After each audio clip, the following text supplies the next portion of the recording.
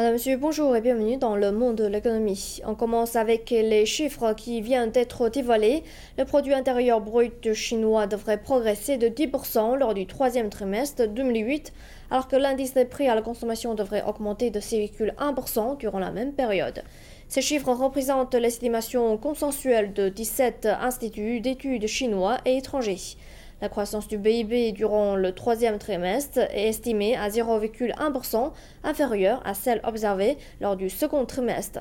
Les experts pensent que le resserrement de la politique monétaire du gouvernement commence à porter ses fruits pour juguler l'inflation, grâce notamment à l'appréciation soutenue du yuan, à la diminution des injections d'argent et à la croissance du PIB. Selon ces mêmes experts, le taux de croissance de la demande devrait continuer de ralentir lors du troisième trimestre. La Commission chinoise pour le développement et la réforme a approuvé un système de surveillance du marché immobilier. Le système couvrira le marché immobilier de 40 villes à travers tout le pays. La Commission n'a toutefois pas annoncé quand ces nouvelles mesures entreraient en vigueur. Lolis. Dans sa phase d'élaboration, le système va recueillir sur Internet toutes les statistiques existantes au sujet du marché immobilier. Les projets déjà finalisés et les projets en phase de construction seront répertoriés ainsi que les variations de prix du secteur.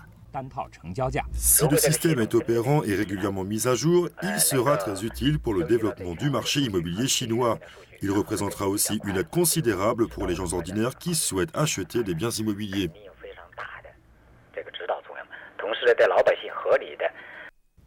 À travers ce nouveau système, les superviseurs pourront se faire une idée réelle des prix sur le marché et intervenir pour empêcher les spéculations illégales. Les autorités compétentes seront informées des derniers changements qui interviennent dans le marché de manière à adapter les réglementations. Depuis la crise qui a frappé les deux compagnies d'emprunt logement géantes américaines, Fannie Mae et Freddie Mac, les risques liés au marché immobilier préoccupent les autorités chinoises. La semaine dernière, la Commission de régulation du secteur bancaire a ainsi appelé à prêter une plus grande attention aux risques inhérents au marché immobilier. Lolis, CCTV.